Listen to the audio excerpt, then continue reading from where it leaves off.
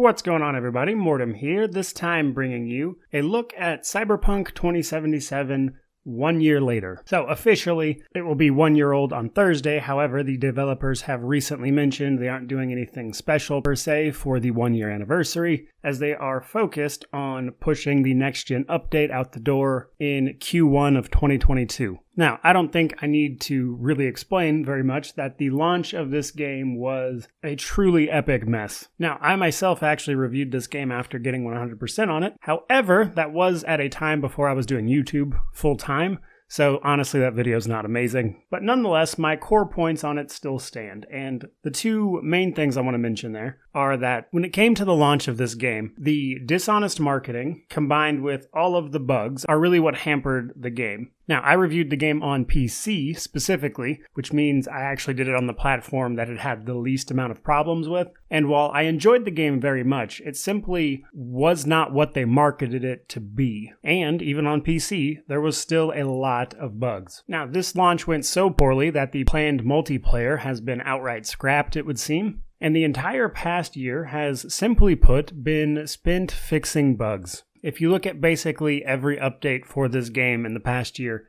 every single one of them is just a massive list of bug fixes.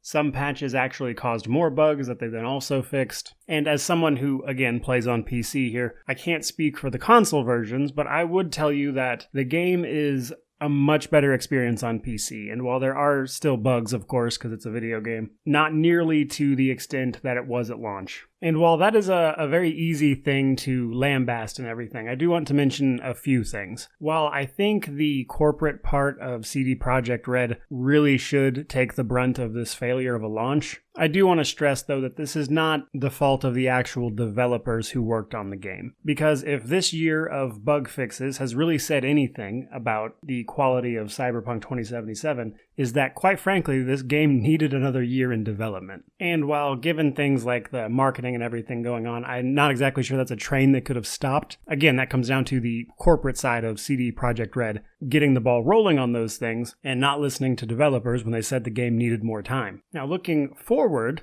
as I mentioned, CD Projekt Red recently gave an interview of sorts explaining that the future of the game was, again, the big update coming in Q1 2022, which is the next-gen console release, as well as the fact that they are actively working on the game's first expansion at this point, which, honestly, I'm looking forward to, because despite the problems, I did enjoy the underlying game. And if you've been watching the video game news, so to speak, recently, this game has actually been getting some decently positive media attention lately for, frankly, being in a better state. Thanks in part, surely, to all the bug fixes. But more importantly, I think now that the temperature on the room, so to speak, has dropped and people actually know what it is they're buying and what to expect from the game, I think people are finally going into the game with the appropriate expectations, which CD Projekt Red and their marketing campaign completely failed to manage at the time of the launch. But to put it very succinctly, 1 year later, the game is finally in a playable state. That is to say, it is actually fun to play.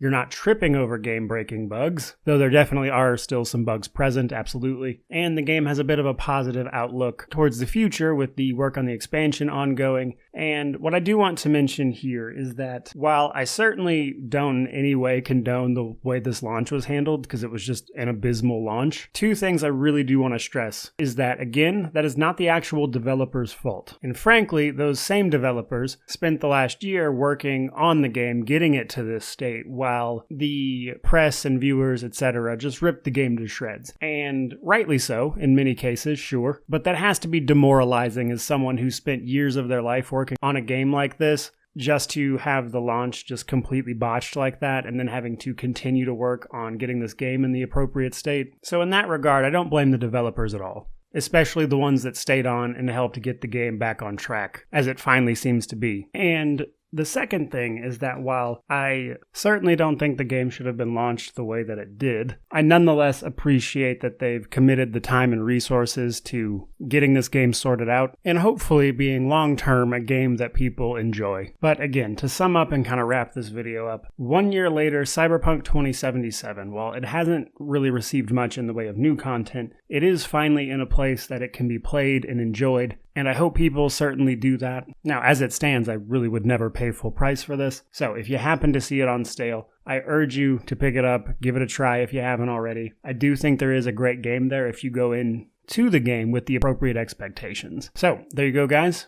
Cyberpunk 2077, 1 year later. Hope you enjoyed the video. If you did, please remember to like, comment, subscribe, all that YouTube jazz. I actually do video game reviews, specifically focusing on RPGs, CRPGs in particular. But nonetheless, thank you for watching. Truly, I do appreciate it. May you wander in wisdom and have an amazing day.